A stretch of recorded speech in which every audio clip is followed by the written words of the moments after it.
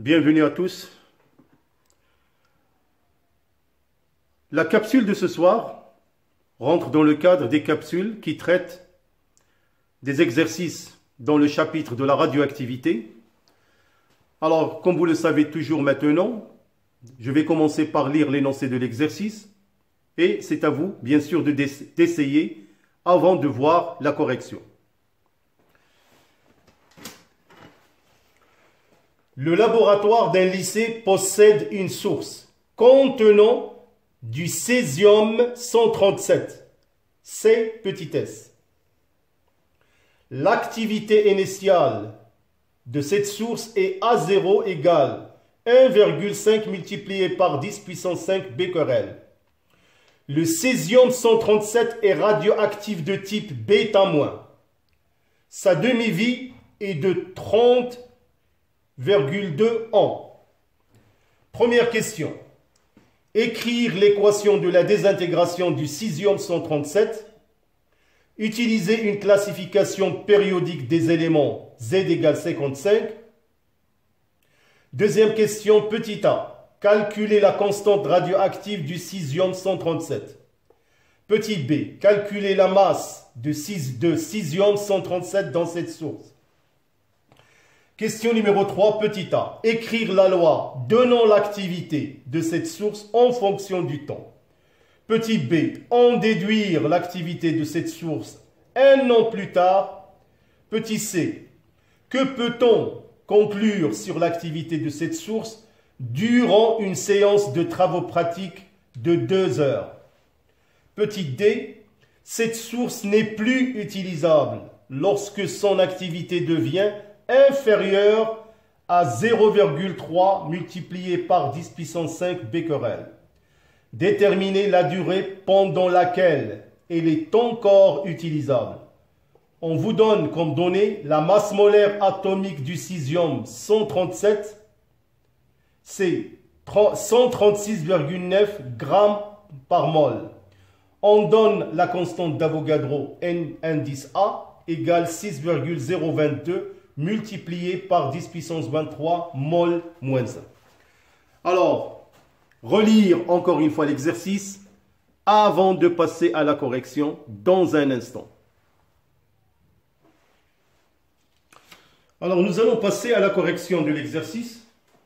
Alors, pour la première question, donc, ils ont demandé l'équation de la désintégration. Alors, c'est donné dans l'énoncé de l'exercice que la désintégration est de type β-. Alors, le césium se désintègre pour donner un noyau fils X, puisque c'est β-, donc c'est 137,56. Alors, si vous cherchez dans le tableau de classification périodique, le noyau X 137,56, c'est le barium, 137,56. Alors, la deuxième question, calculer la constante radioactive. On sait que lambda égale ln de 2 sur T1,5. Il suffit seulement de faire une application numérique. Alors, faites très attention. T1,5 est donné en ans.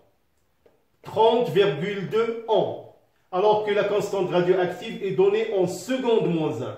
Donc, il faut faire toute une conversion.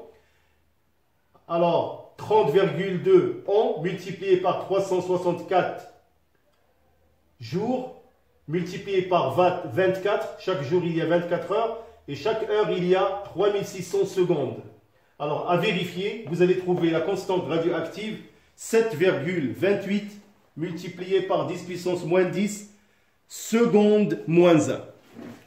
Alors, la deuxième question, calculer la masse de césium-137 dans cette source. Alors maintenant, on va calculer la masse M0, comme c'est demandé dans la question petit b. Donc la masse du césium-137. Alors bien sûr, puisqu'on nous a donné l'activité A0 à l'instant t égale à 0, je vais profiter pour employer l'expression l'activité A0 est égale à lambda multiplié par N0. Normalement, c'est une relation à connaître. Alors, je remplace N0 par M0 sur la masse molaire multipliée par la constante d'Avogadro. Alors A0 égale lambda M0 sur grand M multiplié par 1 indice A. Alors de cette expression, on peut extraire la masse M0 qui est égale à A0M sur lambda NA. Bien sûr, il faut faire une application numérique, comme vous pouvez le voir.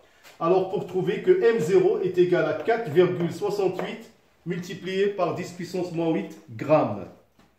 Alors maintenant, on va résoudre l'équation, ou plutôt la question 3 petit a. Écrire la loi donnant l'activité de cette source en fonction du temps. Alors donc pour la question numéro 3 petit a, écrire la loi donnant l'activité de cette source en fonction du temps. Alors comme vous le savez, d'après la loi de décroissance radioactive, on peut écrire A de t égale A0 exponentielle moins lambda t. Alors pour la question 3 petit b, en déduire l'activité de cette source un an plus tard. Alors, calcul de A de t après un an. Bien sûr, je vais utiliser la relation ou la loi de décroissance radioactive. On a A de, à l'instant T1 égale A0 exponentielle moins lambda T1.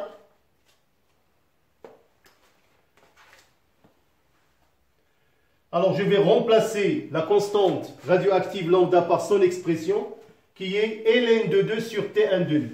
Donc, ça fait exponent A0 exponentielle de moins ln de 2 sur T1 demi fois T1. Alors, application numérique. Alors, on trouve que A à l'instant T1 égale à 1,47 multiplié par 10 puissance 5 becquerel.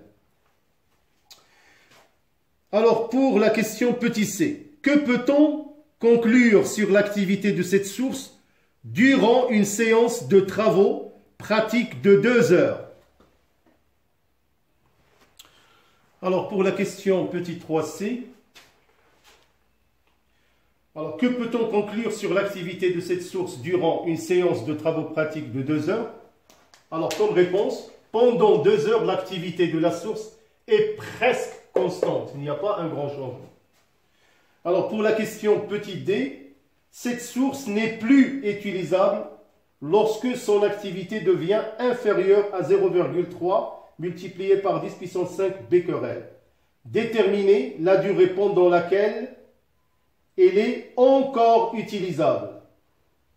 Alors, c'est une question qui est très intéressante parce qu'il y a pas mal de calculs.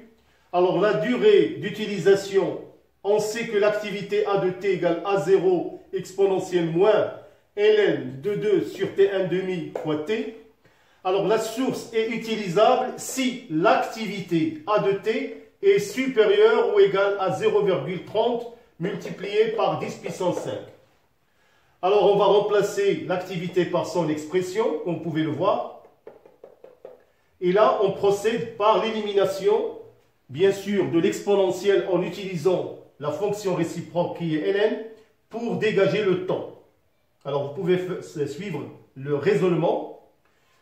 Alors, on trouve moins ln de 2 sur T1 demi fois T supérieur ou égal à ln de 0,30 10 puissance 5 sur A0. Alors là, je vais multiplier par moins 1.